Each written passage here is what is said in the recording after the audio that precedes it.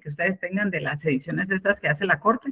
Yo sí les he dado a través del Classroom, tienen en formato digital la Constitución con... Buenas noches, Lick, ¿cómo está? Gusto. Hola, Juan. Ahí estamos a la orden. Tienen también una ley de amparo. Yo espero para ese día poder darles una versión digital de la Constitución y que puedan tener acceso a ustedes a través de la plataforma también de la Corte a la Constitución para personas con problemas de visión, que es la Constitución que ustedes pueden acceder y la tienen como audiolibro. Entonces, creo que es una herramienta. Ese está en Spotify, ¿verdad, Lida? Sí, sí, y les dan también un enlace, un código de este ASCII para que puedan tener acceso. Entonces, son herramientas interesantes, la verdad, para que puedan tener acceso. Hay una versión también de una constitución para niños. Hay otras versiones en idiomas mayas. O sea, hay una diversidad. Creo que es interesante. Una de las funciones que se le da a la Corte de Constitucionalidad es la difusión de la Constitución. Y uno de los mecanismos de difusión es también para personas que tienen estas dificultades audiovisuales. En este caso es visual directamente. No creo que la tengan en otro formato para personas que tienen problemas, es decir, en este lenguaje que es de táctil, no me acuerdo cómo se llama. Ay, se me fue el nombre de este mecanismo, pero no creo que lo tengan. Braille, licenciada. ¿Cómo? Braille. Yo creo que todavía no lo tienen. Pero sí hay, por ejemplo, una constitución para niños, creo que son herramientas bien interesantes. A veces hay algunos adultos que sería bueno que leyeran la versión para niños. Creo que así podrían tener un mejor acceso. Pero para ustedes hay esta que tiene citas jurisprudenciales. Yo ya les compartí, la otra vez tuvimos una conversación, creo que con Nínive fue, sobre algunos temas del sistema interamericano, cuando ella hablaba, por ejemplo, de la pena de muerte y todo. Ustedes ya tienen, de hecho, también en el Classroom, un documento que se llama Documentos Básicos en Materia de Derechos Humanos en el Sistema Interamericano. Y ahí tienen una versión también de la Convención Americana sobre Derechos Humanos y documentos especiales que se han suscrito en materia de derechos humanos por parte de Guatemala. O sea, ya lo tienen ahí en formato digital. Yo creo que eso les puede servir bastante. Y voy a buscar si se les puede compartir en formato digital para ese día una versión de la Convención Americana con citas jurisprudenciales del sistema interamericano. Yo, en lo particular, no lo aconsejo mucho, lo podemos discutir ese día de cuáles son los razonamientos, pero tienen ahí en el marco del sistema interamericano un documento interesante con citas de las sentencias que se han dado por la Corte Interamericana. Así que yo creo que es una herramienta que les puede servir. Vamos a iniciar la clase. Nos habíamos quedado pendiente con algunos temas de este ejemplo tan interesante que nos dio David en la última clase del amparo que él nos planteó. Vamos a rebobinar un poquito para los que no lo recuerden. David nos planteó el viernes pasado y estuvimos ahí conversando un poco sobre un amparo que a él le pareció interesante. Él nos comentaba un amparo que se otorgó para un afiliado del Seguro Social. Yo me quedo aún con algunas preocupaciones sobre el nivel de comprensión que tienen ustedes de cómo se plantean las acciones de amparo y cuál es el nivel de envergadura que tiene una acción de amparo en cuanto a la protección de los derechos constitucionales. Y me quedo, de hecho, con un poquito de preocupación sobre el conocimiento que tienen en cuanto a la competencia. Ese día discutimos este tema particular, David, discutimos sobre cuál era la competencia y quedamos claros acá que la competencia para este tipo de acciones, tomando en cuenta que quien toma decisiones en cuanto al abastecimiento de medicamentos para los pacientes son los directores de los hospitales. Entonces, vimos que en base a lo que señala la ley de amparo, pues esta competencia la tienen las salas de la Corte de Apelaciones. Yo entiendo, digamos, en alguna medida la complicación que puede darse en el entendimiento de las competencias en materia de amparo, insistiré con este punto porque ustedes todavía no tienen un acercamiento directo con un proceso en sí. Ustedes están viendo teoría general del proceso, no han empezado a ver cómo plantear un juicio, por ejemplo, en materia civil, en materia mercantil o en materia penal. Ustedes están iniciando con este tema y eso es lo que nos complica un poco en el resguardo constitucional, porque generalmente, es decir, los amparos de índole jurisdiccional, pues tienen una vinculación definitivamente directa e indisoluble con un proceso específico. Por eso me resultó muy interesante el planteamiento que nos hacía David, porque cuando hablamos de una persona que lo que le está requiriendo es un servicio, Alex, no estamos hablando de un juicio, sino que estamos hablando de un ciudadano común y corriente que tiene este servicio de seguridad social porque es un afiliado al Seguro Social, porque es un trabajador de un ente y por lo tanto tiene ese derecho porque tiene una deducción de su salario y paga Seguro Social. Entonces, este caso es muy particular para poder ir viendo la naturaleza de una acción de amparo sin que tengamos una vinculación con un proceso per se. Yo les decía en la última clase, y ustedes tienen ahí en pantalla, el trámite del amparo no es nada complejo, es muy, muy simple. Son nada más 2 audiencias. En esas 2 audiencias tenemos en el medio de las 2, si se planteó la evacuación de prueba, está este proceso, o este periodo, perdón, dentro del proceso que es de 8 días para el diligenciamiento de la prueba, entre la primera y la segunda audiencia. Si se requirió por las partes una vista pública, pues la celebración de la vista, e inmediatamente después nos vamos a sentencia. ¿Por qué digo esto? Porque igual el auto para mejor fallar no es algo que dependa de las partes, es algo que depende básicamente del tribunal.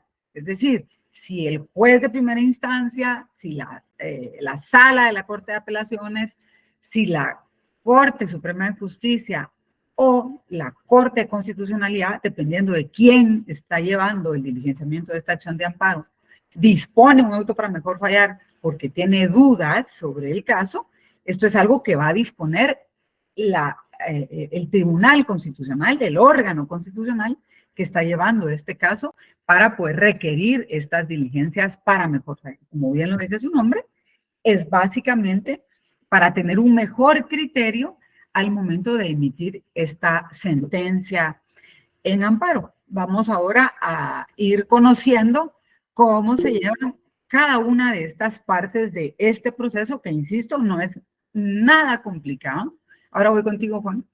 Para mí, en realidad, mis queridos compañeros, lo complicado es entender cómo acceder a la justicia constitucional, cómo debo de hacer el análisis de si esto lo puedo reclamar en amparo y cómo lo debo plantear ante el órgano jurisdiccional. La primera discusión es verificar la competencia de conformidad con lo que señala la ley constitucional, que es la ley de amparo, de exhibición personal y de constitucionalidad, y a partir de ahí, cómo digerir en nuestra mente a través del análisis jurídico si esto puede ser o no conocido por un órgano de resguardo constitucional. Dime, Juan, ¿cuál es tu consulta? Bueno, yo siempre, ponle como la teoría a la práctica es un poco variable, ¿va? Bastante. Ponle que yo presento mi amparo, Ajá, ¿va? X caso. ajá. Bueno, el proceso yo lo presento a la secretaría, ¿sí? ¿O quién? ¿Sí? Depende, Juan. ¿Qué Va, harías tú a discusión va, en amparo? va, déjeme, permítame. Bueno, yo lo presento, luego me mandan me aviso, no sé por qué medio, Ajá. que está improcedente, ¿verdad? ¿Qué plazo tengo para volverlo a replantear? ¿Qué plazo tengo para volverlo a replantear? Vamos a ir por partes, ¿verdad, Juan? Vamos a ver. Muy bien. Tú vas a plantear un reclamo en amparo. Primero, Sí, tenemos que analizar si lo que tú vas a discutir en amparo, en efecto, es materia de amparo. es decir, si no requiere de un proceso todavía, de un acto recursivo en la jurisdicción ordinaria, ¿verdad? En primera instancia, en la justicia ordinaria. Si en efecto tú tienes que plantearlo ante un tribunal constitucional y, por ejemplo, en el planteamiento del amparo hay algo que tú olvidaste consignar, no sé, no fuiste claro en el acto reclamado o no fuiste claro con la autoridad que estás impugnando, no fuiste claro con los terceros interesados, alguno de los requisitos fundamentales que ahora los vamos a ver para el planteamiento del amparo, el órgano que es el encargado de conocerlo puede hacer que tu reclamación sea competente un juez de primera instancia o que tu reclamación sea competente una sala de la Corte de Apelaciones o que tu reclamación sea competente la Corte Suprema de Justicia o que tu reclamación sea competente la Corte de Constitucionalidad. Puede ser que tu reclamación vaya contra la Corte Suprema de Justicia o vaya contra el Poder Legislativo o el Ejecutivo. Depende de quién sea el que tú vayas a reclamar en amparo. El órgano que va a conocer de este planteamiento, si ve que hay alguna falencia en tu escrito, te va a poner un plazo para que lo subsanes. Ese plazo o ese mecanismo de subsanación se llama previo. Supongamos que tú estás reclamando ante la CC, planteas un amparo ante la Corte de Constitucionalidad porque estás recurriendo en amparo una resolución de la Corte Suprema de Justicia. Resulta ser que la Corte Suprema de Justicia te conoció una casación. Pensemos en que te declararon improcedente un recurso de casación. Tú, por lo que he logrado advertir, tienes mucho conocimiento o tienes mucha relación con procesos en materia tributaria, ¿cierto? Más o menos. De pronto planteemos que tú tienes una reclamación que se llevó a una sala de lo contencioso administrativo tributario y la sala te declaró sin lugar este tema contencioso administrativo tributario porque tú estás peleando con la SAT un ajuste, la SAT te ajustó en una auditoría que te hizo, entonces te declaran sin lugar este juicio contencioso administrativo. Entonces tú vas a presentar la casación en contra de la SAT ante la Corte Suprema de Justicia y resulta ser que pierdes esa casación ante la Corte Suprema de Justicia. Entonces lo puedes reclamar en amparo ante la CC. ¿Sí? Muy bien. Primero tuviste el juicio contencioso administrativo en una sala. Para conocimiento de todos, los juicios contenciosos administrativos no tienen apelación. Son juicios en única instancia. Insisto, los juicios contenciosos administrativos no admiten apelación. Eso lo pueden ver en su ley de lo contencioso administrativo y lo van a ver en su clase de derecho administrativo. Pero en general, los juicios contenciosos administrativos, como los conoce una sala, no admiten apelación, pero sí admiten casación, ¿cierto? Otra cosa, Lee, que yo, disculpe que le robo un poco más de tiempo. ¿Sí? En este caso, yo entiendo, no sé si me equivoco, usted me corrige o me jala las orejas, pero el curso del amparo en la CC, para mí ya es un último recurso. Ya he pasado por otras etapas, qué sé yo, sí, por primera instancia, ¿verdad que sí? ¿Estamos bien? Total, okay. Es que tú tienes que, insisto, yo creo que el reto más grande para entender el amparo no es el amparo en sí mismo, sino entender lo que es la justicia ordinaria, es entender qué es lo que tuvo que ocurrir primero para poder llegar en amparo. Mira lo que te estoy planteando. Tú tienes un juicio con la SAT. La SAT te audita y te hace ajustes. Tú conoces que dentro de la SAT, para los compañeros que estén en clase, saben que con la SAT hay procesos administrativos internos. Yo me peleo con los auditores primero a lo interno, planteo mis impugnaciones administrativas a lo interno de la SAT y las reclamaciones que tengo con la SAT las llevo a un juicio contencioso administrativo tributario. Eso lo encuentran regulado en su código tributario. Hay dos leyes en donde se expresa jurídicamente la ley en Guatemala cómo se ventilan los juicios contenciosos. La ley de lo contencioso administrativo y el Código Tributario. Entonces, uno de los dos mecanismos por los cuales yo puedo llegar a un juicio contencioso es este, es cuando peleo con la SAT, y eso lo van a encontrar en el Código Tributario. Entonces, resulta ser, ¿verdad, Juan? Que llevo el juicio contencioso en una sala y la sala me dice, no, la razón la tiene la administración tributaria. Entonces, esa resolución que me emiten en el contencioso la llevo en casación ante la Corte Suprema de Justicia, porque es lo que sigue. Como no puedo apelar, entonces me voy a la casación. Y resulta ser que la Corte Suprema de Justicia me dice, no, fíjese que la razón la tiene la administración tributaria, así que usted tiene que pagar el ajuste, el estudio que hizo la SAT está bien, los errores que usted admite, que usted señala, no los admitimos. Entonces tú dices, no, me están violando tutela judicial efectiva, me están violando debido proceso, no están considerando las pruebas que yo planteé. Entonces, ¿qué me queda después de eso? Solo discutir la vulneración de un derecho constitucional. Entonces lo planteo ante la CC. Vamos a ver ahora. Entonces digamos que tú lo planteas ante la CC. Hay un error muy socorrido y que lamentablemente es donde más caen los litigantes, y es de que cuando plantean este tipo de amparos en particular, Juan, que te estoy mencionando contra la administración tributaria, es que no reclaman lo que les resolvió la Suprema, sino que reclaman lo que les resolvió la SAT. Y ustedes tienen que entender que ahí vamos saltito por saltito.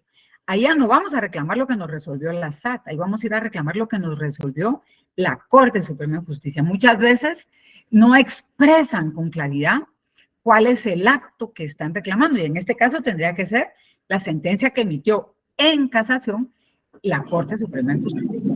Pero supongamos que tu error fue algo mucho más simple. Por ejemplo, no señalaste el lugar para recibir notificaciones o no señalaste con claridad, supongamos, el acto reclamado. La Corte te puede fijar un plazo para que tú pues puedas expresar estos puntos que no quedaron claros en tu planteamiento. Si tú no evacúas en el tiempo que te da la Corte para cumplir con esos errores, entonces tu amparo se tiene por desistido. Y aquí hay una cuestión muy particular, que como tenemos un hecho cierto, ¿a qué me refiero con un hecho cierto? Tenemos la sentencia que nos dictó la Corte Suprema de Justicia, ¿verdad? Entonces, ese es un documento que tiene una fecha, tiene una notificación con una fecha. Recuerden, y ahí lo tienen en el cuadro que tienen en pantalla, que los amparos se presentan dentro de los 30 días de la última notificación. Entonces, supongamos que a mí vino la Corte Suprema de Justicia y me notificó esa sentencia el día 1 del mes. Y yo presenté mi amparo exactamente el día 30.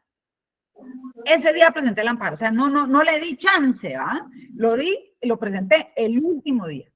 Y resulta ser que cometí ese error que viene la Corte de Constitucionalidad y resulta ser que no lo evacúo en el plazo que me da la CC. Y ojo, me paso media hora. Con media hora que se pasen, no cumplieron con este previo que les dio la CC. Entonces, ¿cuál es el enorme problema? Que no puedo volver a plantearlo, Juan, porque se me pasó el plazo. Si lo vuelves a plantear, lo que te va a señalar la CC es que tu amparo es extemporáneo, porque ya no dentro de los 30 días. Es muy importante que ustedes tengan claridad también en eso. Sí. Los plazos son fundamentales para que ustedes lo planteen. Yo insisto en el amparo que nos plantea David, pues lo interesante es que como es un tema de salud y vida. Gracias, Lick, gracias, se le agradece.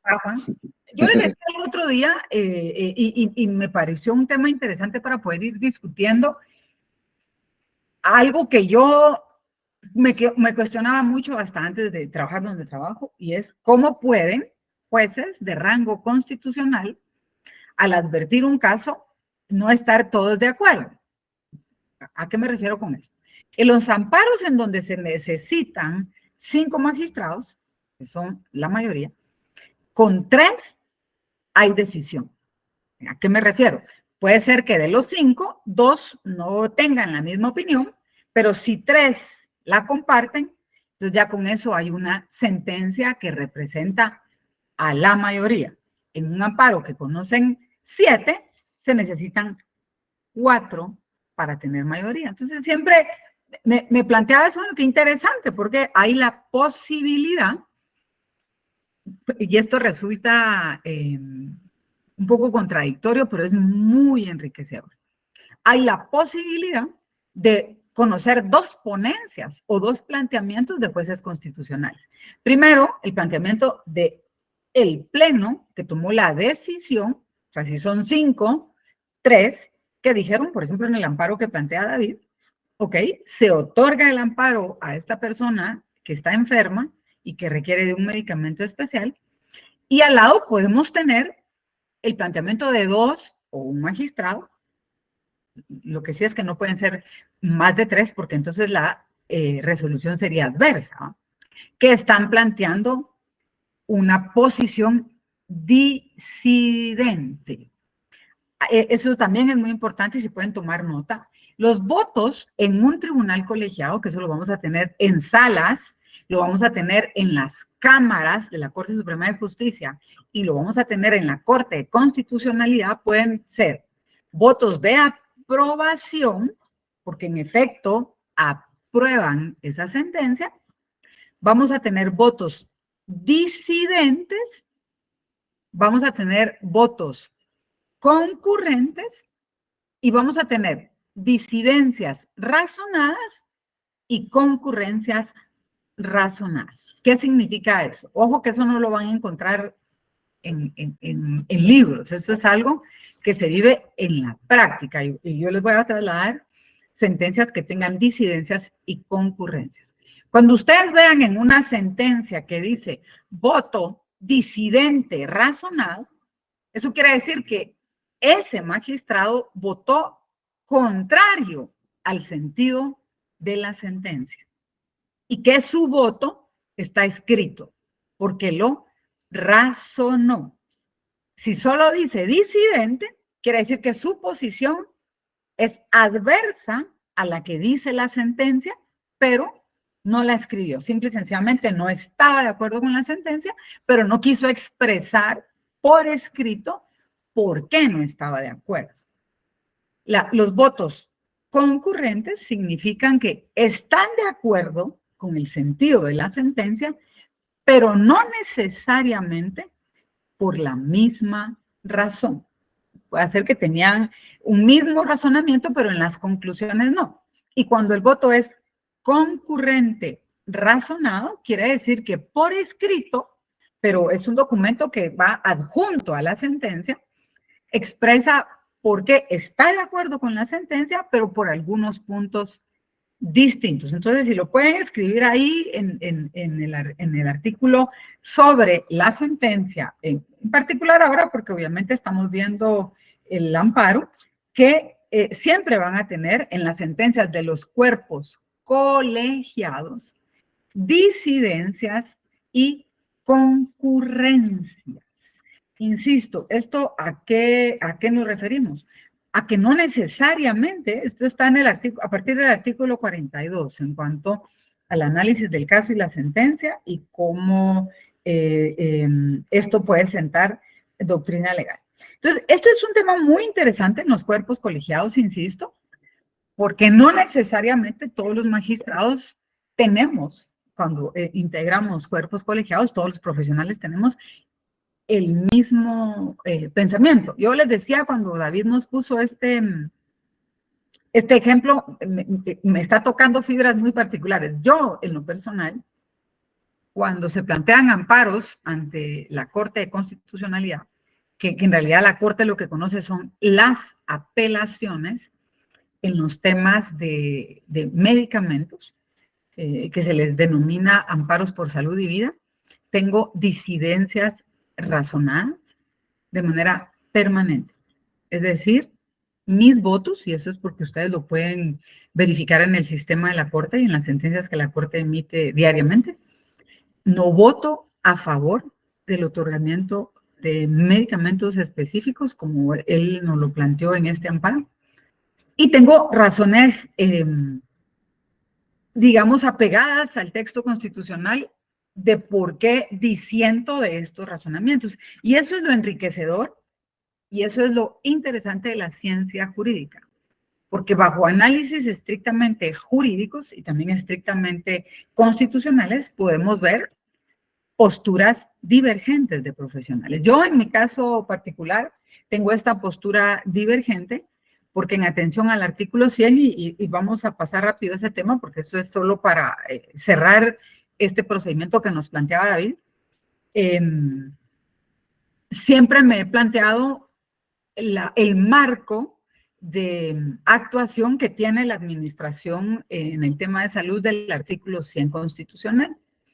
El artículo 100 y el artículo 102R constitucional garantizan la creación de entidades de seguridad bajo el marco de la seguridad social. Y para eso todos los que somos trabajadores, aunque yo no estoy por mi trabajo regular, únicamente por la universidad, afiliada al régimen de seguridad social, pero todos pagamos una cuota específica por la seguridad social. Y una de las cuestiones más particulares de la seguridad social es que, aunque sea un servicio público, es un seguro. Y es un seguro que únicamente le presta servicios a sus asegurados, que en términos de administración pública se denominan afiliados. Por ejemplo, si ustedes pagan un seguro privado, la Ceiba o el Roble, no sé, esa aseguradora les pone a ustedes un marco regulatorio. Les dice, bueno, usted por su riesgo tiene que pagar tanto, esta es su prima, y esa prima le da a usted derecho a este tipo de servicios. Y este tipo de servicios también tienen un marco regulatorio y va a tener acceso a este tipo de medicamentos. Entonces, ¿qué es lo que yo siempre reclamo en este tipo de amparos en contra de la seguridad social? Y es de que rompemos con el tema constitucional de generalidad y hacemos que los jueces constitucionales otorguen tutelas en un marco específico, o sea, a un paciente en particular, dándole de hecho una protección sobre la que regulan las leyes del servicio social. Entonces, desde mi particular punto de vista, esto rompe con la generalidad que da el artículo 100 y el 102 y puede llegar, por su impacto económico, a desequilibrar financieramente los servicios de seguridad social. Entonces, esa es una posición personal. A mí me pareció muy interesante el ejemplo, porque sirve también para ponerlos a ustedes en contexto de que no necesariamente todos los amparos que se plantean ante los órganos colegiados, y cuando me refiero a órganos colegiados es a partir de las salas. Acuérdense que las salas son 3 magistrados, en la Suprema lo conoce una Cámara, son 4 magistrados, y de ahí nos elevamos a la Corte de Constitucionalidad, son 5 o 7 magistrados, dependiendo del caso. No es necesariamente la obtención del voto de todos. En ciertas oportunidades vamos a ver que hay magistrados que tienen una posición disidente. ¿Eso qué significa? Que es distinta al planteamiento de la mayoría. Y es muy interesante porque esas disidencias nos dan, insisto, una visión distinta del marco de lo que estamos planteando en la justicia constitucional. Yo siempre los invito a que cuando vean en una sentencia ya en su ejercicio profesional, o ahora que ustedes van a recibir, de hecho, ustedes un curso sobre cómo acceder a sentencias de la Corte de Constitucionalidad a través de la plataforma digital. De pronto cuando ustedes las lean van a ver que al final dice voto concurrente o voto disidente. Eso significa que 1 o 2 magistrados estuvieron en desacuerdo con esa posición. Y es bien, bien enriquecedor. Porque entonces ya ven ustedes, insisto, estas 2 posiciones. Lo que ustedes ven ahí en la pantalla es el trámite general de un amparo hasta llegar a la sentencia. Y vamos a ir viendo cómo poco a poco se van desarrollando cada una de estas fases. Yo les decía, si no se requiere apertura a prueba, entonces no se necesita de una segunda audiencia, pero puede ser que desde la primera audiencia yo haya pedido vista pública. Entonces, si pedí vista pública y no hay un requerimiento de auto para mejor fallar, ahí mismo se dicta sentencia. Si, por ejemplo, se diligenció, obviamente, la primera audiencia, de esa sí no nos salvamos, no pedimos, sí pedimos apertura a prueba, es necesariamente vinculante la segunda audiencia, y de esa segunda audiencia hay un auto para mejor fallar, ahí van a ver ustedes en la pantalla las líneas de vinculación, pues inmediatamente después de este auto para mejor fallar vamos a dictar la sentencia. Todo va a depender de cómo se desarrolle ese procedimiento. Insisto, si planteo el amparo, pero no hay apertura a prueba, no hay segunda audiencia, nadie requirió vista pública, de una vez nos podemos ir a la sentencia. Entonces, miren qué corto es el plazo para el diligenciamiento del amparo. Pero si sí pedimos esa apertura a prueba, se diligencia la prueba, entonces necesariamente vamos a tener esta segunda audiencia. Y si después de esta segunda audiencia se pidió vista pública, inmediatamente después, si no hay un auto para mejor fallar, tenemos sentencia. De verdad, no es para nada complicado. Tenemos la petición del amparo, admisión a trámite, y esas ya son cuestiones que hace el órgano jurisdiccional. Si no se cumple con todos los requisitos, los previos, en el planteamiento del amparo pedimos el amparo provisional. Entonces, ¿qué vamos a tener en la primera resolución? El otorgamiento o no del amparo provisional, la admisión a trámite, el requerimiento de los antecedentes o el informe circunstanciado a la autoridad que estamos impugnando o reclamando en amparo, la remisión de los antecedentes o remisión del informe circunstanciado. Inmediatamente después de esta remisión, la resolución que señalará si otorga o no otorga el amparo provisional, y continúa con el trámite. Llevamos a cabo la primera audiencia por el plazo de 48 horas. Si se requirió apertura a prueba por un plazo de 8 días improrrogables. Segunda audiencia, 48 horas siguientes. La vista pública que se va a diligenciar dentro de los primeros 3 días o dentro de estos 3 días siguientes. Un auto para mejor fallar que lo va a dictaminar o lo va a dictar el órgano que está teniendo conocimiento del amparo dentro de un plazo no mayor a 5 días, e inmediatamente después de esto, dentro de los 3 días siguientes, la sentencia. Un compañero me preguntaba el otro día, ¿y ese es el plazo? Sí, ese es el plazo. La verdad es que en términos generales, los amparos se resuelven con celeridad. De hecho, si ustedes están llevando el diligenciamiento de un amparo y advierten que ya sea el juez de primera instancia, la sala o incluso la Corte Suprema de Justicia se está excediendo en los plazos que señala la ley para el diligenciamiento de un amparo, ustedes pueden plantear un ocurso en queja ante la Corte de Constitucionalidad. El único ente que puede conocer de ocursos es la Corte de Constitucionalidad.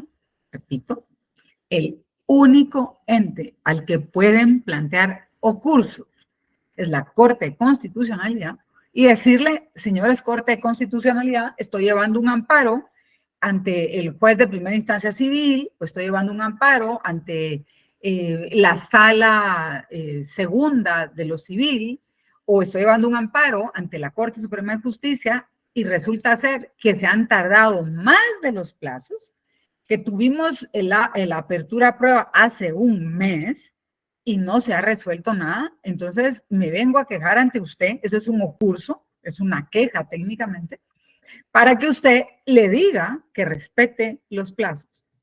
Esto es una cuestión también bien interesante, porque la Corte tiene esa potestad, únicamente la Corte de Constitucionalidad, de, a través de este reclamo en ocurso, llamarle la atención al órgano que está llevando este diligenciamiento de amparo y decirle, mire, sírvase respetar los plazos de conformidad con la ley se han establecido para el trámite de un amparo. Sí, dime, David.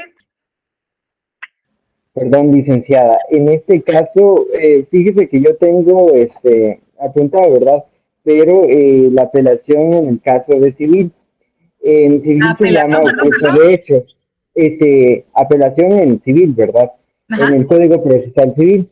pero ahí en el curso es llamado curso de hecho. Sí, pero tú estás en Y los... va después de, y va después de lo penal. En este caso, en la ley de amparo, entonces un curso de queja va antes que una apelación. sí, Ok. sí, lo puedes ver en el artículo 72. De hecho, se llama igual que en el procedimiento civil o curso en queja. ¿Ya? No puedes plantear un curso contra la CC, por ejemplo. No puedes, porque el único ente que resuelve las quejas es la CC. Entonces, por ejemplo, si la CC se atrasa, no le puedes plantear un curso a la CC en contra de ella misma. ¿Sí? Es como, y de verdad, miren, si algún día les pasa como profesionales, recuerden, no pueden apelar una sentencia de la CC. Las sentencias en amparo de la Corte de Constitucionalidad son inapelables. Y si algún día van a usar su misma ley de amparo, pónganle ahí, ¿verdad? No pueden plantear un ocurso contra la CC, porque la CC lo resuelve. Entonces no se puede. Es técnicamente imposible. Y tampoco pueden plantear una apelación contra la CC, porque quien resuelve las apelaciones es la CC. Entonces no le pueden decir, CC, apelo su sentencia, porque eso es técnicamente imposible. ¿Qué me pueden decir? Me lo han dicho alumnos y no alumnos de pregrado, incluso posgrado, pero mire, ¿y entonces qué se hace? Nada. O sea, si usted presenta un amparo ante la CC y lo pierde, es decir, la resolución le es adversa, ahí se terminó.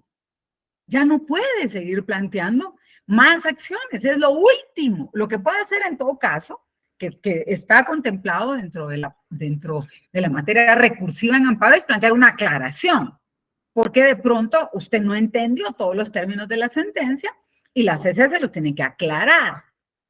O de pronto usted impugnó varios puntos y cree que la CC no le resolvió todos los puntos, entonces puede plantear una aclaración, pero el sentido de su sentencia no va a cambiar. Yo siempre me he cuestionado a mí misma cómo explicar esto y llegué a la conclusión que la única forma de explicarlo es, no se puede.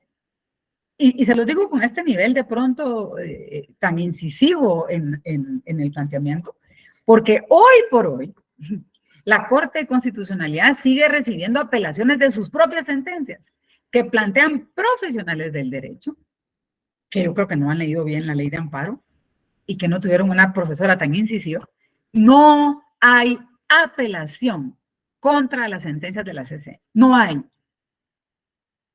Por favor, tampoco hay ocursos contra la actuación de la CC. De pronto suena, pero ¿y por qué? Pues porque así está diseñado el sistema. Así está diseñado. Entonces no hay, porque no hay un ente en materia constitucional superior a la CC. Si ustedes plantean un amparo ante un juez de primera instancia y le es adverso, pueden apelar a la CC. Si ustedes plantean un amparo ante una sala y la sentencia les es adversa, pueden apelar ante la CC. Si ustedes plantean un amparo ante la Corte de Constitucionalidad, ante la Corte Suprema de Justicia, perdón, y les es adverso, pueden apelar ante la CC. Todas las apelaciones, no importando si es un juez de primera instancia, chiquitito, si es una sala de la Corte de Apelaciones, ya vamos subiendo en escala, o si es la Corte Suprema de Justicia, esas tres instancias o esos tres niveles que hay de conocimiento de amparo, recuerden ustedes, los amparos con los jueces de primera instancia son contra autoridades menores, los amparos en la sala de la Corte de Apelaciones son para jueces de mayor rango, para autoridades, perdón, de mayor rango, van ante las salas de la Corte de Apelaciones, y los amparos contra funcionarios de mayor rango de la Corte Suprema de Justicia, esos son los tres niveles de amparo. Si en esos tres niveles la sentencia les es adversa, pues hay apelación. La apelación es ante la CC. Pero si el amparo lo presentaron ante la CC y lo perdieron, tercera vez, no hay apelación. Eso lo encuentran de manera clarísima en el artículo 10 de la Ley de Amparo. Jocelyn, ¿levantaste la mano? Sí, licenciada, muchas gracias, buenas noches. En materia de derechos humanos, sí se podría ir a la Corte Interamericana de Derechos Humanos, ¿verdad?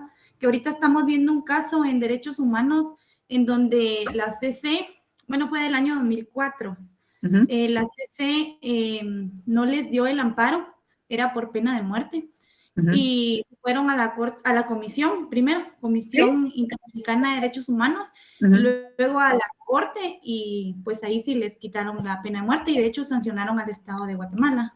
Sí, sí. Ahora, ahí hay una cuestión bien interesante, Jocelyn. Voy a ver si puedo conseguir esta sentencia. Es bien particular, tú puedes ir al sistema interamericano a pedir un resguardo de las garantías que se encuentran contenidas en la Convención Americana. Lo interesante es que la Comisión Interamericana, que es el filtro, tú primero llevas tu reclamación a la comisión. La comisión evalúa, porque ese es el mecanismo que tiene establecido el sistema interamericano, y si ellos dan como que el aval, permiten que tu caso se eleve a la Corte Interamericana, ¿cierto? Y la Corte va a dictar una sentencia, pero no necesariamente invalida las sentencias del sistema nacional. Lo que hace es emitir una sentencia en contra del Estado en su conjunto y pide evaluarlo. Yo te lo planteo y voy a buscar esta sentencia porque ya lo intentaron hacer. No tengo presentes casos en contra del sistema guatemalteco. Si me puedes pasar el dato de ese que tú tienes, lo reviso. Pero lo intentaron hacer recientemente a principios del año pasado en contra de Argentina. Y pidieron que la Corte Suprema de Justicia de la Nación Argentina invalidara, ese es el plano superior en el sistema argentino, una sentencia. Y les mandaron a decir, gracias por participar, nosotros no vamos a invalidar nuestra sentencia, nosotros respetamos la jurisdicción del sistema interamericano, pero ustedes no son cuarta instancia. O sea, no pueden venir contra el sistema interno de los países y decirnos que anulemos nuestras sentencias. Ustedes pueden recomendar, pueden hacer, no sé, planteamientos en el marco de las competencias de los estados, pero no pueden invalidar las sentencias nacionales. A mí me gustaría ver esa que tú mencionas, qué es lo que están planteando, porque si es en el tema de pena de muerte, me atrevería a pensar que lo que están diciendo es que Guatemala no tiene regulado el procedimiento para el indulto en el caso de la pena de muerte. Entonces le han de haber dicho a Guatemala, mire, no puede ejecutar la pena de muerte de este individuo en tanto no se le otorguen todos los recursos que existen en el marco nacional. Entonces, si usted todavía no tiene regulado el marco de la pena de muerte, no puede ejecutarlo. Pero tampoco puede el sistema interamericano, en virtud del principio de soberanía y autodeterminación de los pueblos, ordenarle a un órgano jurisdiccional estatal que su sentencia no tiene validez. O sea, hay que saber leer también las sentencias del sistema interamericano. Porque es el caso de Fermín Ramírez, ¿verdad? Puede ser. No sé si a Fermín no lo ejecutaron al final, no, ¿verdad? No sé qué caso les plantearon. No, a él ya no lo ejecutaron. Pero te aseguro que es por eso. Vamos a ver, solo quiero ver. Mirna levantó la mano. Dime, Mirna. Licenciada, digamos, con respecto a eso, también hubieron muchos comentarios que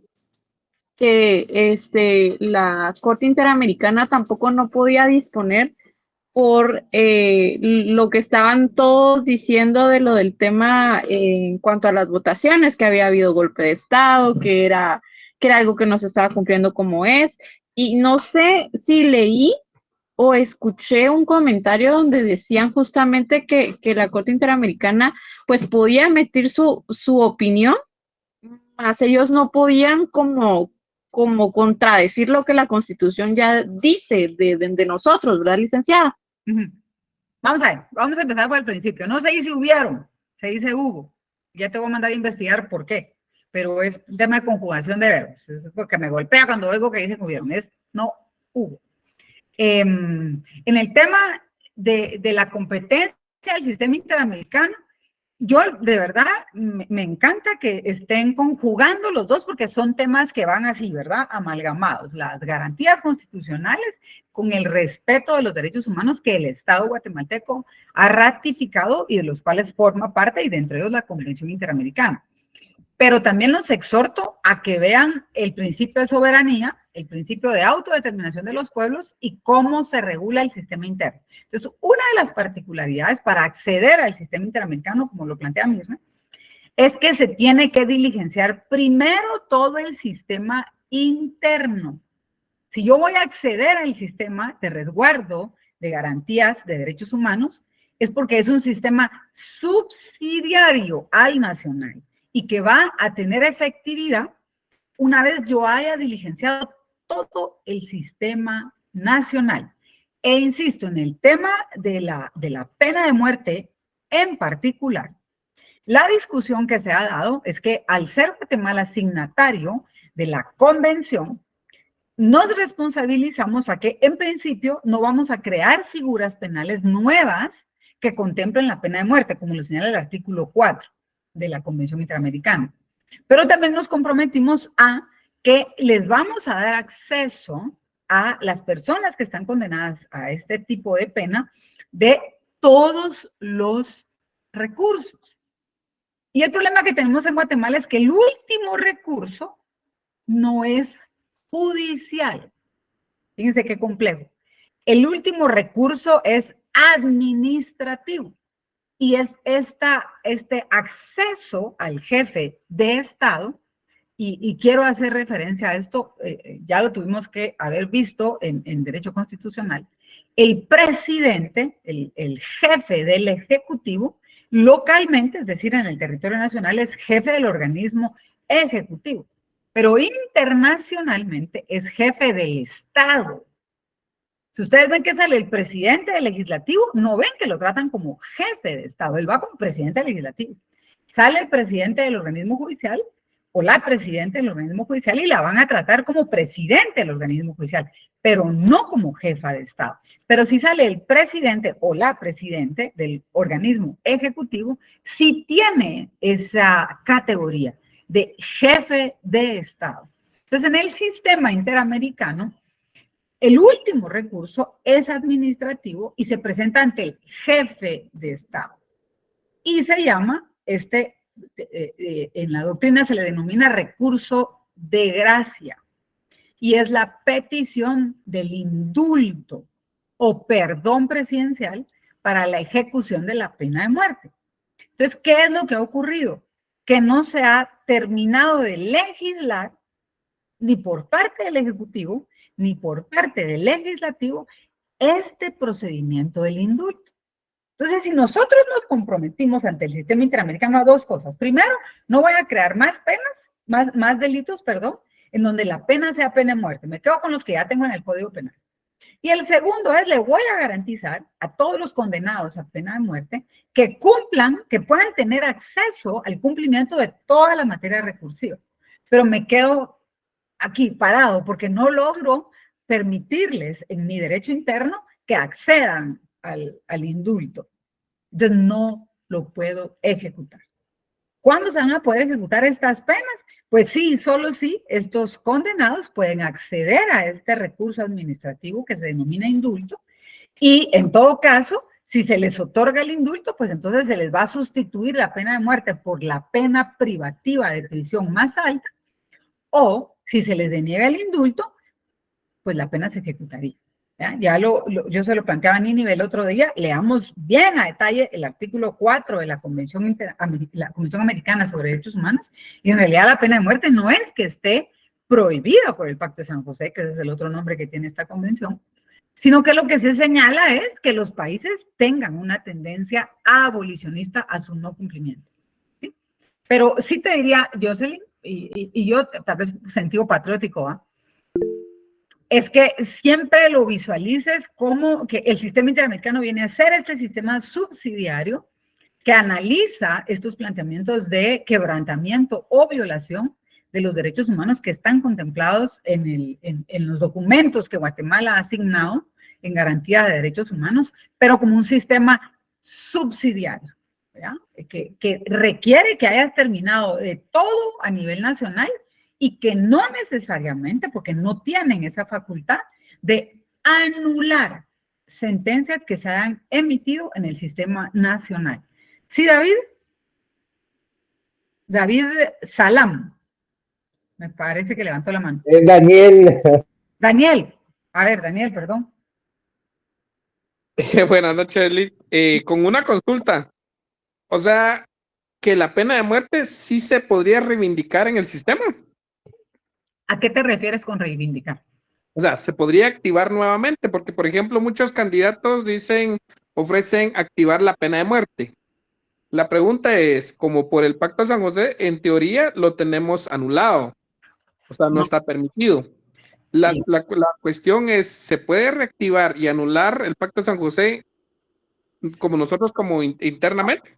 Mira, lo que nosotros podemos hacer, y no como presidente, vamos a hablar de eso rapidito para ver el trámite y la amparo. Lo que podría hacer Guatemala a nivel legislativo, y por supuesto el presidente del Ejecutivo lo puede pedir. Digamos que el Ejecutivo dice, voy a mandar una iniciativa de ley al Congreso para pedir que todos los delitos contemplados en el Código Penal guatemalteco ya no contemplen la pena de muerte. ¿Sí? Entonces va a decir el Congreso de la República, bueno, vamos a discutirlo, discutámoslo en el Pleno. Si es que tienen esa voluntad, porque ahí hay discusión política. Bueno, asumamos que dicen, ok, discutámoslo en el Pleno. Y el Pleno decide, sí, saquemos la pena de muerte del Código Penal. Perfecto. Mira lo que dice el artículo 4 de la Convención Americana sobre Derechos Humanos. No se reestablecerá la pena de muerte en los estados que la hayan abolido. Yo, de verdad, y si quieren discútanlo con su catedrático de Derechos Humanos, no sé quién es el licenciado Ronnie López. ¿No? Ah, bueno. Pero no. Franklin Azul. Pregúntenle a Franklin. Miren, dice la de Constitucional que la pena de muerte no está prohibida en la Convención. Y nos leyó el artículo 4, numeral 2 de la Convención. El artículo 4, numeral 2 de la Convención dice, en los países que no han abolido la pena de muerte. O sea, contempla que habemos países que la tenemos contemplada. Esta solo podrá imponerse por los delitos más graves en cumplimiento de sentencia ejecutoriada de tribunal competente y de conformidad con una ley que establezca tal pena dictada con anterioridad a la comisión del delito. Tampoco se extenderá su aplicación a los delitos a los cuales no se aplique actualmente. Entonces, yo insisto, Daniel, eso fue algo que Nini me preguntó la semana pasada, y ella me decía también de manera muy contundente, es que nosotros no tenemos pena de muerte y el Pacto de San José la prohíbe. No es cierto, no es cierto. Métanse a su Classroom, ahí donde yo les cuelgo información, y bajen ese documento que se llama Documentos Básicos en Materia de Derechos Humanos. Y les ruego, por favor, vayan a ver la convención o métanse en internet y bajan la convención y se van a dar cuenta que no es así, que la convención no prohíbe la pena de muerte. Lo que busca la convención es que los países lleguen a un punto en que la vayan a abolir de su sistema. Pero no es que esté abolida, la tenemos. ¿Cuál es el punto? Es que no tenemos todavía el mecanismo para que ellos recurran a través de la gracia al perdón presidencial para no ejecutarla. Entonces, como no tenemos ese mecanismo, tampoco la podemos ejecutar. ¿Ya? Cuando ese mecanismo esté regulado y ellos puedan acceder y tengan respuesta, se podrá ejecutar o no. Y si ustedes verifican en su legislación, se van a dar cuenta que sí se encuentra, no es algo que yo me esté inventando, pero tenemos este planteamiento en cuanto al sistema interamericano. Yo insisto, creo que el sistema subsidiario en materia de derechos humanos es algo muy interesante que nos ayuda como ciudadanos, de hecho, a la vulneración de los derechos humanos que están consagrados tanto en la Constitución como en los pactos internacionales en materia de derechos humanos, pero también hay que entender que es un sistema subsidiario y que es un sistema que únicamente puedo acceder hasta que se hayan ventilado todos los mecanismos nacionales. Mirna nos hablaba un poco de este tema en el proceso electoral, ¿verdad? Y yo te diría, esa sería mi respuesta. En realidad, primero tienes que buscar los mecanismos de defensa a nivel nacional para poder acceder al sistema interamericano. Yo la verdad que trato de no contaminarme con todo lo que hay en estas discusiones, porque lo que menos tienen es de rigor jurídico, de rigor científico. Muchas veces son pronunciamientos políticos o muy personales, no tienen este análisis jurídico. No sé quién hizo ese planteamiento de que la Corte Interamericana, porque en principio para llegar a la Corte tienes que pasar por la comisión, ¿va? Entonces, ¿qué tanta intervención pueda tener la comisión? Lo que generalmente hace la comisión es hacer comunicados, pronunciamientos, en donde da como que un punto de vista y todo, pero no tiene una vinculación directa con el sistema nacional.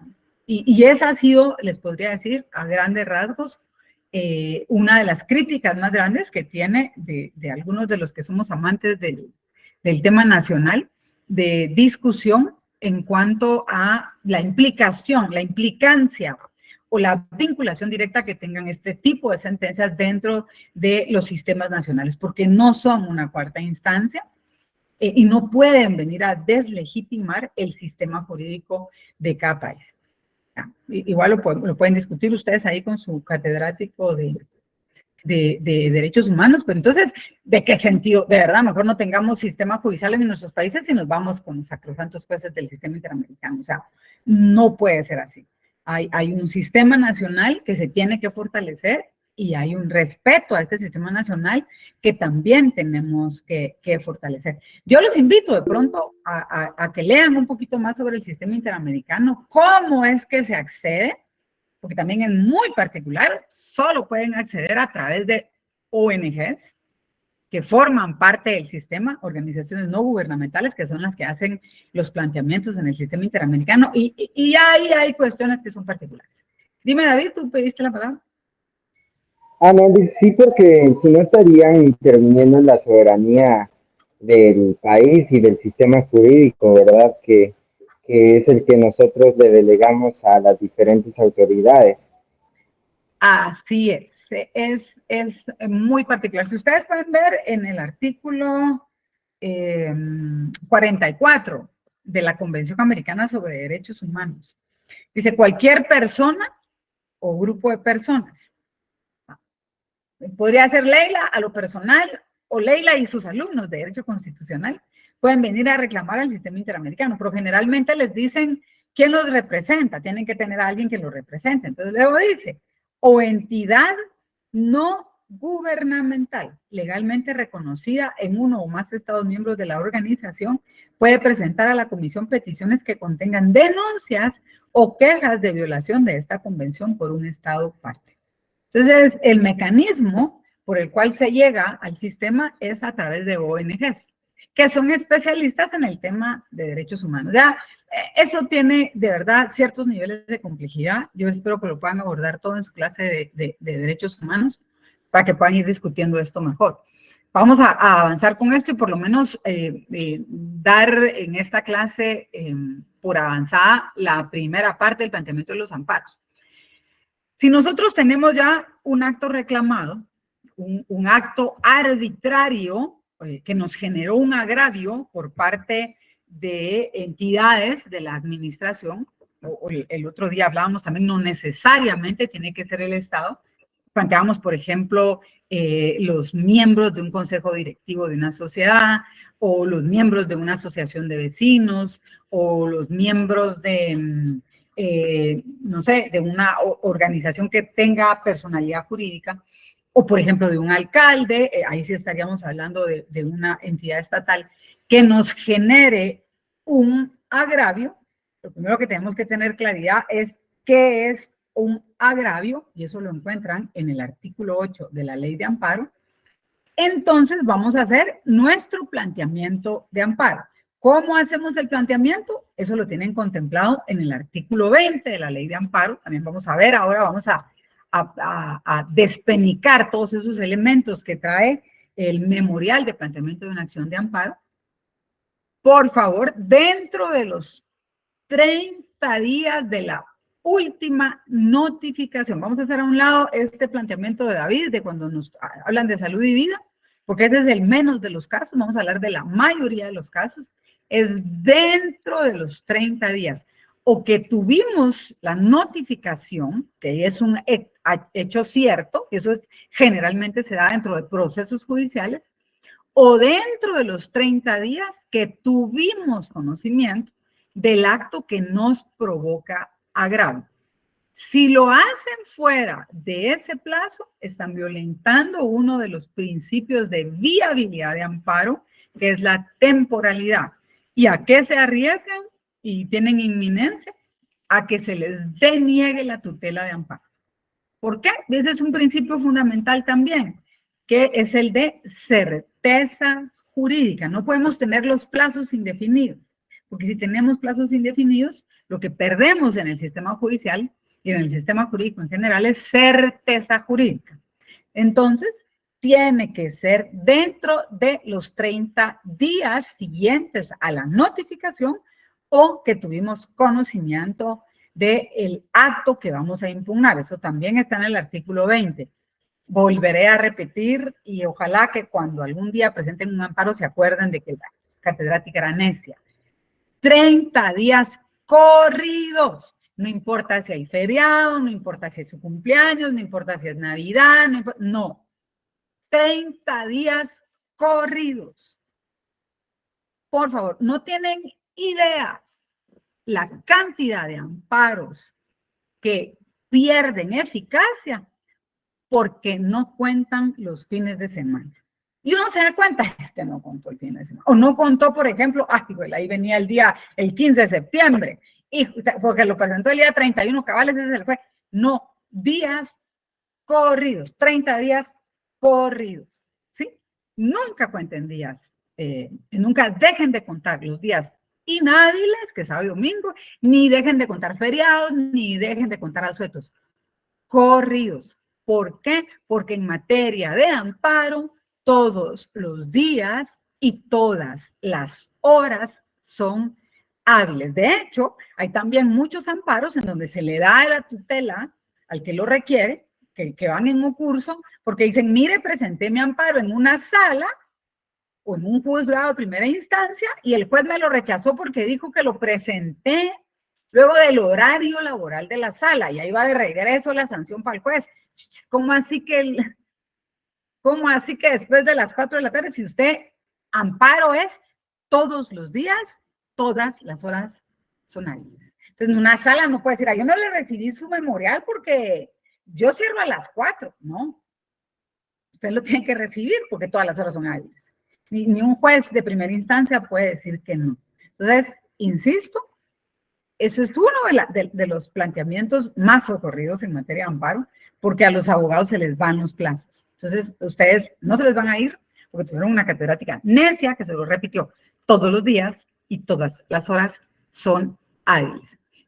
Otro tema fundamental, y yo sé que el licenciado López pues se lo dio desde el punto de vista doctrinario, la verificación de que se cumplieron con todos los recursos, porque si no se cumplieron todos los recursos se les va a rechazar por el principio de definitividad.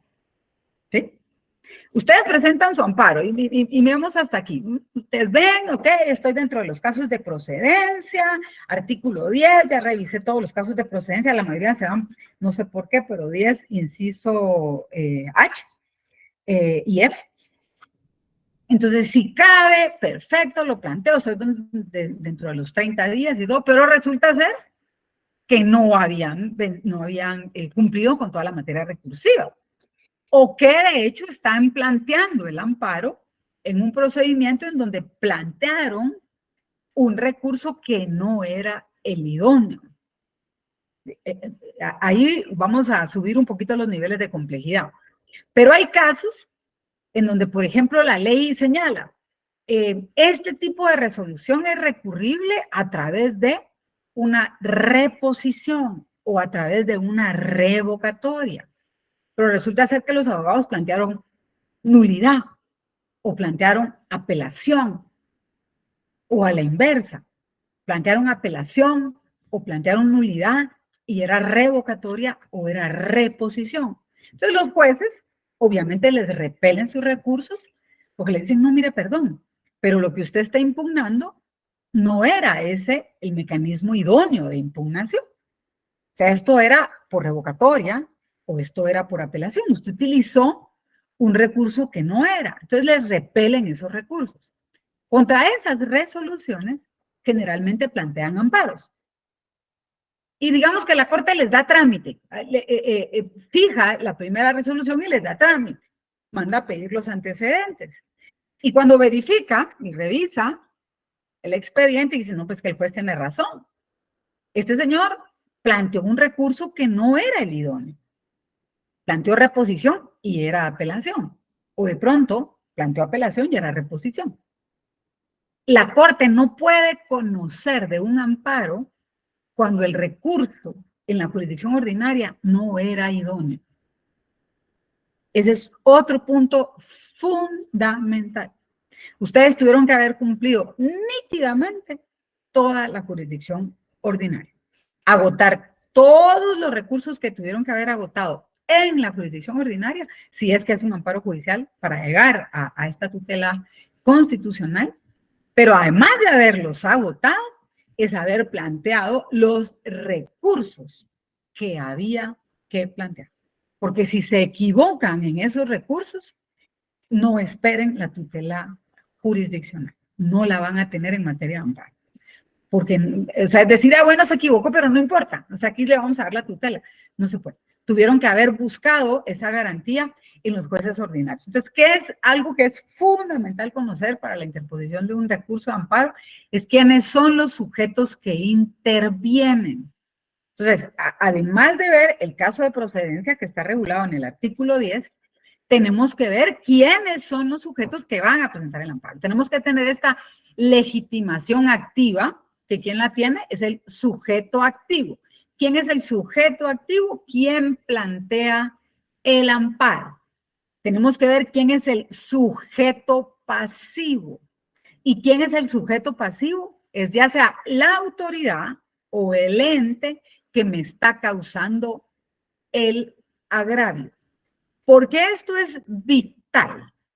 Porque si yo planteo el amparo, pero no tengo la legitimación, me lo van a rechazar por falta de un requisito de viabilidad. Hay 4 presupuestos para la viabilidad inicial de un amparo. La temporalidad, yo sé que ya se los enseñó el licenciado López y lo tienen en el material, pero lo repito ahora. La temporalidad, por si lo van a apuntar, la definitividad, que les repito, la definitividad no solo tiene que ver con que han agotado todos los recursos que hay en la jurisdicción ordinaria, sino que hayan sido los recursos idóneos que señala la ley, ¿sí? Y además, la indicación del sujeto activo, que es quien plantea el amparo, es decir, que yo pueda determinar que me están vulnerando a mí el derecho, y la determinación del sujeto pasivo. ¿Quién es el sujeto pasivo? La autoridad o el ente o el sujeto que me está causando esta vulneración. Eso es fundamental. Si ustedes no cumplen con la temporalidad, es decir, lo plantean después del plazo legal. Si no cumplen con la definitividad, que quiere decir agotar todos los procesos en las jurisdicciones ordinarias y los procesos idóneos. Y si no hacen una clara definición del sujeto activo, es decir, mire, yo vengo a presentar el amparo porque estoy legitimado. ¿Por qué estoy legitimado? Por esto. Y este es el sujeto pasivo, es el que me está vulnerando mi derecho. ¿Por qué es el que me lo está vulnerando? Por detallar por qué este sujeto cometió este acto, no les van a dar trámite a su amparo. Les van a contestar que por no cumplir con los presupuestos de viabilidad de un amparo, se les rechaza el planteamiento. Vamos a tratar de ver un amparo ya en vivo para que ustedes vean cómo es que esto se plantea. Siempre, y eso es fundamental, que ustedes señalen en este planteamiento del amparo que se le corra audiencia como sujeto en el amparo al Ministerio Público. Alguno me va a preguntar, ¿por qué al Ministerio Público? Para mí ese es un vicio, y es un vicio que está heredado desde que se dividió la Procuraduría. Antes era Procuraduría General de la Nación y Ministerio Público. Y en 1996, que se emite el nuevo, usted ya tiene, híjole, ¿cuántos años? En 1996, que se emite el Código Procesal Penal que hoy usan ustedes, y se hace la modificación constitucional. Esta ley de la Procuraduría y del Ministerio Público se divide. Una parte se lleva el área de Fiscalía y 3 áreas sustantivas que tiene la Procuraduría, que es la Procuraduría Menores, si no estoy mal, Consultoría de Gobierno, y no me acuerdo cuál es la otra, se quedan en la PGN. Una de las áreas que se lleva al Ministerio Público es el área de amparos. Entonces, por alguna razón, hay ahí una cuestión jurídica que todavía no se ha terminado de identificar, pero por disposición, en el artículo 35, lo voy a leer para que avancemos, señala: primera audiencia a los interesados y prueba. Recibidos los antecedentes o el informe, el tribunal deberá confirmar o revocar la suspensión provisional de la decretada en el auto inicial del procedimiento. De estos antecedentes o del informe dará vista al solicitante, véanlo en pantalla, que sería la legitimación activa, al Ministerio Público, institución que actuará mediante la sección que corresponda según la materia que se trate. Hay una sección específica que se llama sección de amparos e impugnaciones en el Ministerio Público. A las personas comprendidas en el artículo anterior, que son los terceros, si nosotros consideramos que hay alguien que pueda tener interés en el amparo, ahí lo señalamos en la interposición del amparo, y a las que a juicio también tengan, a su juicio tengan también interés en la sustanciación o suspensión del acto, resolución o procedimiento, quienes podrán alegar dentro del término común de 48 horas. Entonces, cuando nosotros planteamos un amparo, le tenemos que señalar al órgano que va a conocer del diligenciamiento de amparo: mire, yo soy sujeto activo porque este acto de autoridad o esta resolución de autoridad la vengo a reclamar. ¿Por qué? Porque me causa agravio. Y eso es lo interesante de la vinculación. Si yo, por ejemplo, hoy me entero que una resolución judicial, no sé, o un acto de autoridad de un alcalde o de los miembros de una junta directiva de un condominio le causa un daño a Daniel, y digo, no, yo voy a presentar un amparo porque pobrecito Daniel, y yo interpongo el amparo, pero pongo mis datos, porque no tengo los de Daniel, yo solo creo que a él lo están vulnerando en sus derechos. La primera pregunta es, mire, ¿y usted a cuenta de qué lo está presentando? ¿Está representando a Daniel? ¿Tiene un mandato? ¿Es gestora? ¿Él se lo pidió? O sea, ¿a cuenta de qué usted está presentando el amparo? No, es que yo creo que le están vulnerando sus derechos, entonces que lo venga a reclamar él. O que él se lo pida a usted como abogada y entonces usted va a actuar en auxilio de él. Pero no podemos, solo porque queremos, plantear amparos. Se tiene que acreditar por qué tenemos este interés en el amparo.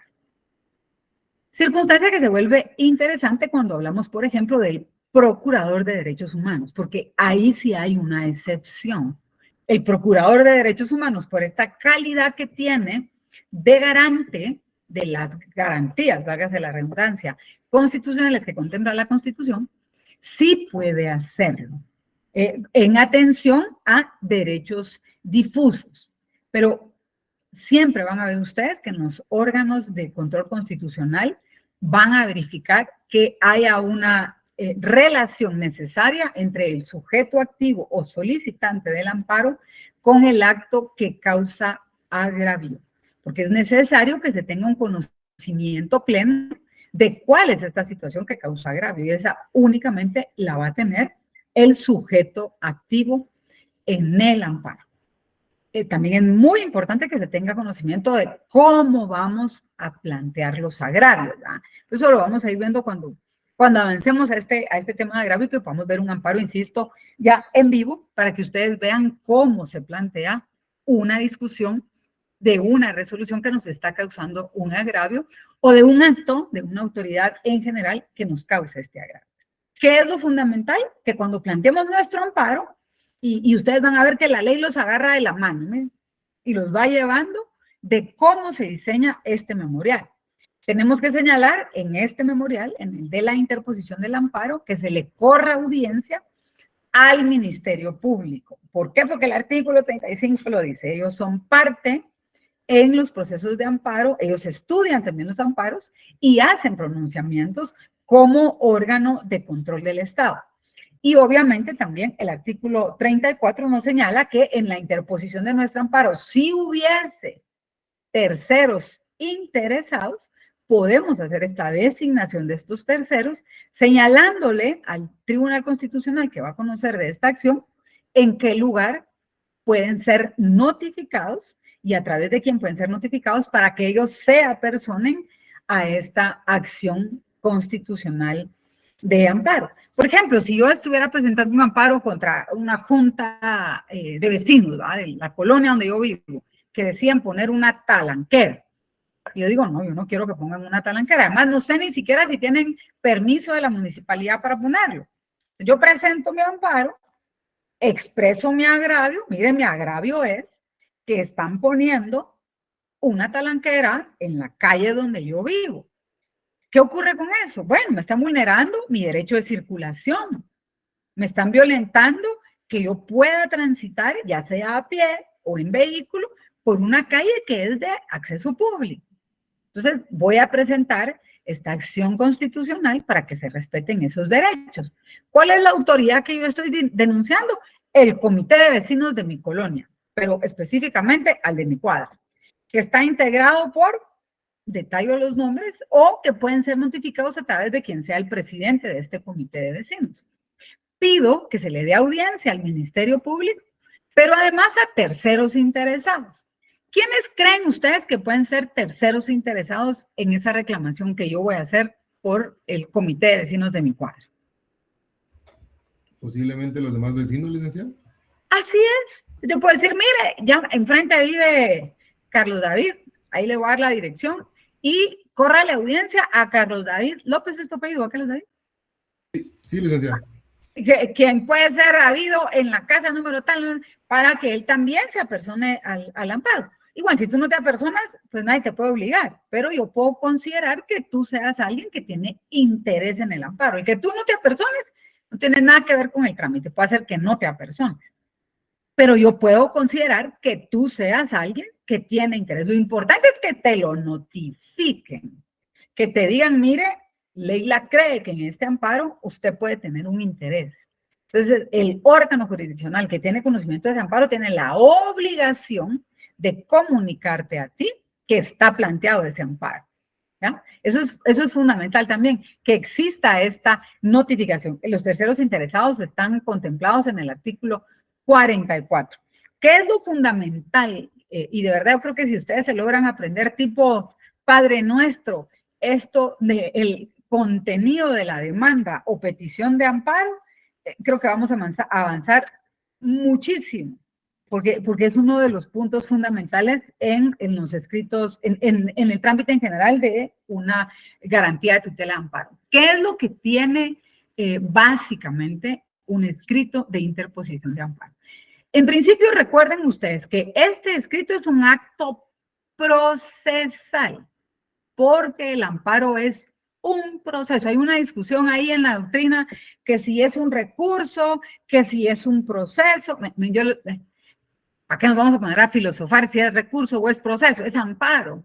y al final sigue un proceso y tiene mecanismos de resguardo. Entonces, ¿qué es? Es un acto procesal, eso no lo olvidemos, en virtud del cual se ejercita la acción respectiva por su titular. ¿Quién es el titular? El agraviado, la persona a quien se le están violentando sus derechos constitucionales. Y quien, a través de la presentación de este escrito de amparo, se convierte en quejoso, es decir, alguien que va, se queja y plantea la vulneración a sus derechos constitucionales.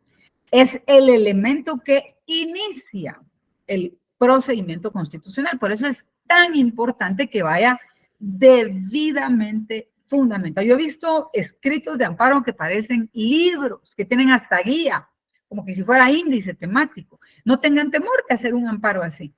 Si ustedes quieren citar 20 sentencias que ha emitido la Corte en relación al tema que ustedes van a reclamar, si ustedes quieren citar sentencias del sistema interamericano, si ustedes quieren citar tratadistas nacionales e internacionales en tema de tutela constitucional, también pueden hacerlo.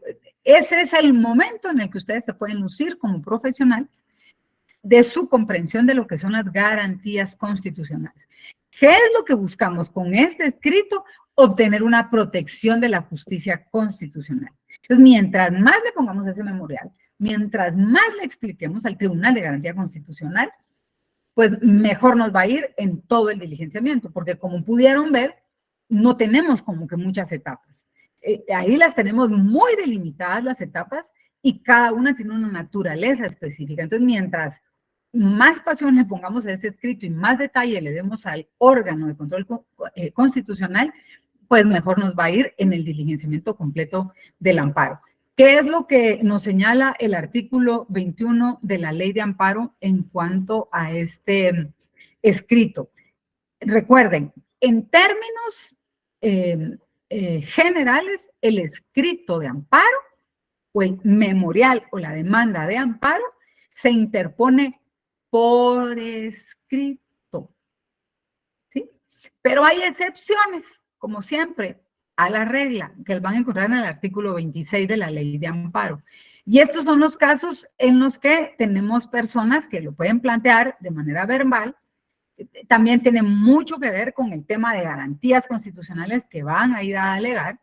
Y eso se da en los casos de personas que son notoriamente pobres o que no tienen mayor conocimiento del sistema legal.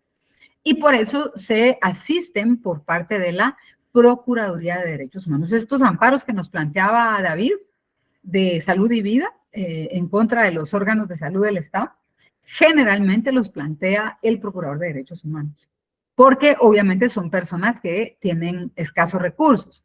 Otros casos que yo he visto con regularidad que plantea la Procuraduría de Derechos Humanos son los casos de personas de escasos recursos que les quitan el servicio de agua potable, o de comunidades enteras que los prestadores de servicios de electricidad deciden que no les van a dar luz porque creen que hay grupos delincuenciales que se están robando este suministro de energía. Entonces, generalmente, como son comunidades que no tienen accesos o mecanismos económicos, no pueden pagar abogados, pues generalmente se asisten por la Procuraduría de Derechos Humanos. Entonces, hay casos particulares en donde la ley permite que esto se pueda hacer de manera verbal y en los órganos jurisdiccionales se levanta un acta donde se toma razón de la reclamación que ellos tienen. Pero ojo, aquí estamos estudiando para ser abogados. Entonces, estamos estudiando no las excepciones. O sea, no vamos a agarrar al cliente y lo vamos a llevar a la Procuraduría, porque lo que buscamos es lucirnos como abogados. Entonces, lo que vamos a estudiar es cómo se presenta un escrito, ¿no? Pero sí tienen que conocer ustedes que habrán estas excepcionalidades, que es cuando tenemos a alguien que es notoriamente pobre o desconocedor, no quiero usar el término ignorante, pero bueno, o es desconocedor de la ley, o que sea alguien menor de edad o incapacitado. En los temas de derechos humanos internacional, en la convencionalidad se llaman personas vulnerables. Y en ambos casos, ojo, que no puedan actuar con el auxilio de un profesional. Porque obviamente si es un profesional, uno de los requisitos que se establecen en el Acuerdo 1-2013 de la Corte de Constitucionalidad es la designación de su número de colegiado activo. No solo que sea abogado, sino que dé su número y que su colegiado sea activo, porque si su colegiado no es activo, no puede litigar. ¿Sí, Mirna? Licenciada, hay algo que no me queda muy claro. Digamos, pues en estos casos que son como la excepción a la regla, ¿tiene que haber algún representante de la ley definitivamente? O digamos, por ejemplo, el señor, no sé, Juan Pérez, que vive en una aldea, está interponiendo un amparo o quiere solicitar un amparo. ¿Cómo va a saber él qué debe de hacer Eso es lo o cómo lo complicado. debe de hacer? Mira, es que eso es parte de lo complicado. La ley te lo prevé. Así, yo creo que ya en las comunidades esto se ha vuelto como algo que se comunica entre ellos. Y en todos los municipios hay delegaciones de la Procuraduría de Derechos Humanos y ellos también comunican a qué pueden tener acceso. Yo he visto cantidad de amparos que han presentado comunidades del interior, por ejemplo, en tema de reconocimiento de sus derechos a los territorios, derechos ancestrales a los territorios, por amparos que presentan contra el registro de la propiedad, auxiliados por la Procuraduría de Derechos Humanos. O comunidades del interior que lo presentan porque estas entidades distribuidoras del servicio de energía les ha cortado la luz. O comunidades que lo presentan contra las municipalidades porque les cierran un camino de paso, porque no les dan agua, y ya las comunidades organizadas se han trasladado esto diciéndoles, miren, la Procuraduría puede dar este servicio porque evidentemente son notoriamente pobres. Vaya, de verdad, ustedes están conociendo hoy unos trámites o el trámite de un procedimiento que no cualquiera lo litiga. Los procedimientos de amparo, incluso hay abogados que se especializan solo en procedimientos de amparo, porque sí se requiere de conocer no únicamente el procedimiento de amparo. Ustedes pueden saber perfectamente bien cómo se diligencia un proceso de amparo. Insisto, eso no es lo complicado. Lo complicado es entender cómo falló el procedimiento ordinario. Y eso es lo complejo, porque tienes que conocer muy bien el procedimiento ordinario para entender por qué falló y cómo litigarlo. Entonces, yo entiendo ahí que a ti te quede esa duda, porque ¿cómo sabe la gente que puede acceder a la justicia constitucional a través de la Procuraduría? Porque ese es un reto muy particular y de hecho es una obligación que la ley le da a la Corte de Constitucionalidad, que es el de divulgar las garantías constitucionales y divulgar los procedimientos constitucionales para que las comunidades sepan que pueden acceder a la justicia constitucional a través de la Procuraduría de Derechos Humanos. Entonces, entiendo tu duda, es complicado, pero ese es el mecanismo. Y sí lo han hecho, te podría decir, hay una buena cantidad de este tipo de acciones que se presenta por representantes de la Procuraduría de Derechos Humanos. De hecho, para eso está esta entidad. Yo les pediría que le den una lectura completa, voy a tratar de subirles, porque tengo que tacharles datos, en memoriales de interposición de amparo, y que lean en detalle el artículo 21 de la ley de amparo, para que vean cómo se estructura un memorial de amparo. Si ustedes no se quieren perder en cómo se interpone un escrito de amparo, váyanse con todo el detalle que les da el artículo 21. Primero, hay que designar el tribunal ante quien van a presentar el escrito de amparo. Obviamente, para saber qué tribunal es el competente para conocer del amparo, primero tenemos que tener claridad de cuál es la autoridad impugnada, ¿cierto? Entonces, si sabemos ya quién es la autoridad impugnada, nos vamos al artículo 11, 12, 13 y 14 de la ley de amparo para verificar a quién le toca, sea un juez de primera instancia, sea una sala de la Corte de Apelaciones, si a la Corte Suprema de Justicia o a la Corte de Constitucionalidad. Si es la Corte de Constitucionalidad, pues no vamos a tener mayor complicación porque ahí no tenemos que ver materia ni territorio, solamente hay una en todo el territorio nacional. Y si es la Corte Suprema de Justicia, pues tampoco, solamente hay una, que está ahí en la zona 1, las dos. Pero si es una sala de la Corte de Apelaciones o un juzgado de primera instancia, ya la cosa se pone interesante, porque tenemos que ver la materia y tenemos que ver territorio. Carlos, tienes prendido tu micrófono. Gracias. Perdón. No hay pena. ¿Ya? O sea, tendríamos primero que, bueno, lo que voy a presentar es un tema civil. Bueno, entonces tendría que ser ante un juez de primera instancia o una sala civil, dependiendo de cuál es la autoridad a la que voy a impugnar. Si el problema que me surgió en este procedimiento lo tuve, por ejemplo, en Huehuetenango, no lo voy a venir a presentar a la capital, porque por territorio le correspondería al juez de primera instancia o a la sala de esa jurisdicción. Entonces, es muy importante tener claridad de cuál es la autoridad a la que voy a impugnar para verificar competencia, materia y territorio. También hay salidas, eso lo vamos a ver más adelante, de si de pronto planteo el amparo ante un órgano que no sea competente, porque se puede verificar si hay dudas de competencia. Esto también lo verifica la Corte de Constitucionalidad, y es la Corte la que asigna la competencia en caso de existir duda. De hecho, es algo que también socorridamente le toca a la Corte. Hay muchos amparos, más ahora en el periodo electoral, que se le están presentando a la Corte de Constitucionalidad y no es la Corte la competente. La competente generalmente es por temas del Tribunal Supremo Electoral, por disposición de ley, la Corte Suprema de Justicia. Pero por alguna razón, que no voy a discutir aquí, lo presentan ante la CC, ¿va?